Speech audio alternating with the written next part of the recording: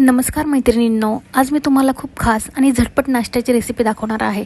काल रात्रीची उरलेली डाळ वाया न घालवता आज त्यापासून चविष्ट सांबर बनवला आहे आणि त्याचबरोबर 15 ऑगस्ट स्पेशल तिरंगा इडली तयार केली आहे। चला सुरुवात करूयात। आपल्या घरात अनेकदा रात्री डाळ उरते, ती फेकून न देता थोडे मसाले, सांबर मसाला, आमसूल घालून आपण अगदी चविष्ट सांबार तयार करू शकतो। आज मी त्याच पद्धतीने सांबार बनवत आहे, त्यामुळे अन्नाची नासाडीही होत नाही आणि सकाळचा नाश्ताही पटकन तयार होतो।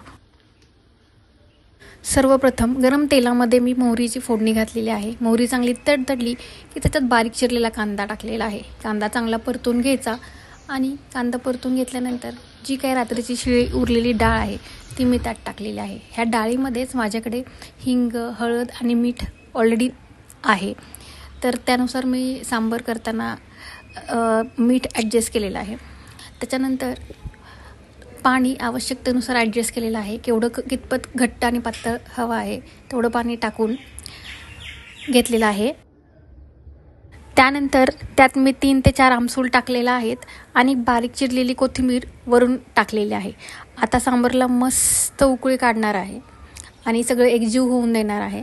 जेवढा सांबार चांगला उकळेल तेवढा त्याचा स्वाद छान येतो। सांबारचा वास सगळ्या घरभर सुटलेला आहे। तिकडे सांबार होतं तोपर्यंत आता आपण ट्राय कलर इडलीची तयारी करूयात। आपल्याला 3 कलर हवे आहेत, green, white and orange. Green कलरसाठी मी इथे पालक वापरलेला आहे।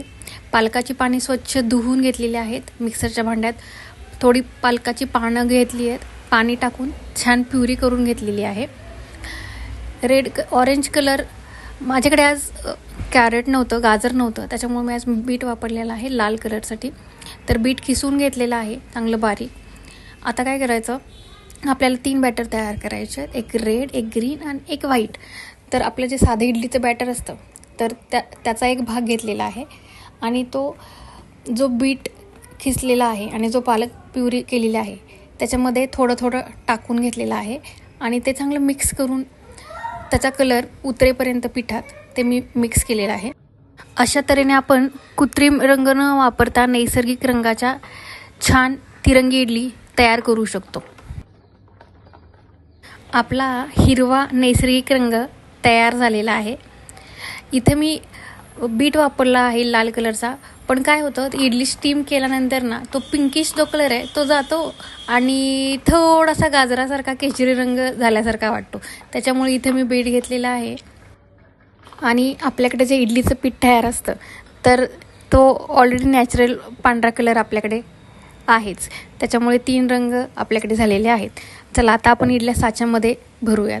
मी काय केलं आहे, आधी एक हिरवा रंग थोडासा टाकला आहे, त्याच्यानंतर पांढऱ्या रंगाचं बॅटर त्याच्यावर टाकलं आहे आणि त्याच्यानंतर मी पिंकिश रंगाचं बॅटर टाकलं आहे। असं केलं की म्हणजे इडली छान 3 रंगात डिवाईड होते। हे बघा, पहिला पालक प्युरी टाकलेली आहे, पालक प्युरीचं बॅटर, त्याच्यानंतर आपलं साधं नॉर्मल इडलीचं बॅटर पसरलं आहे आणि त्याच्यानंतर जे खिसलेलं बीटचं बॅटर आहे तर त्याच्यावर टाकलं आहे। म्हणजे असं ते सर्क्युलर 3 कलरची इडली तयार होती आहे।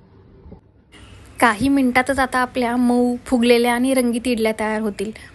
15 ऑगस्ट सारख्या खास दिवशी किंवा 15 ऑगस्टच्या वीकमध्ये मुलांना ट्राय कलर फूड असा एक थीम असते, तर त्या वेळेसाठी आपल्याला ह्या इडलीचा उपयोग होऊ शकतो। मी इथं ही इडली एक 12 मिनटं स्टीम करून घेतलेली आहे। मुलांच्या डब्यासाठी किंवा नाश्त्यासाठी हा खूप एक छान पर्याय आहे, खूप हेल्दी पर्याय आहे।